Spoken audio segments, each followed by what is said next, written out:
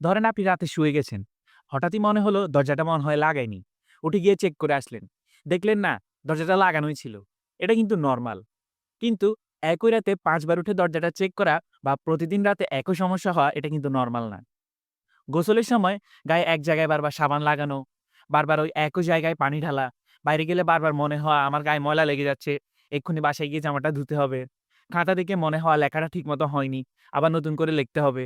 এগুলো যদি প্রতিদিন হয় এবং আপনার ঘন্টার পর ঘন্টা সময় নষ্ট হয়, তাহলে এটাই অবসেসিভ কম্পালসিভ ডিসঅর্ডার বা ওসিডি। ওসিডি একটা মানসিক রোগ, যেখানে মাথায় বারবার অপ্রয়োজনীয় চিন্তা আসে। আপনার গায়ে জীবাণু লাগার ভয়, কিছু ভুল হয়ে যাওয়ার ভয় বা জিনিস সাজানোর তাগিদ। এই চিন্তা থেকে বাঁচতে মানুষ একই কাজ বারবার করতে বাধ্য হয়।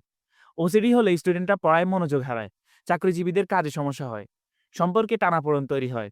অনেকে লজ্জায় বা ভয় কাউকে বলতেও চান না। সময় মতো চিকিৎসা না করালে ডিপ্রেশন, উদ্বেগ বেড়ে যাওয়া, কেউ নেশায়ও জড়িয়ে পড়েন। পড়াশোনা, ক্যারিয়ার, পারিবারিক জীবন সবই ক্ষতিগ্রস্ত হয়। তবে এর কিন্তু চিকিৎসা রয়েছে এবং তা অত্যন্ত কার্যকর। গভীরতা বুঝে ডাক্তার থেরাপি দেন। প্রয়োজনে ওষুধ দেওয়া হয় মস্তিষ্কের কেমিক্যাল ব্যালেন্স ঠিক করার জন্য।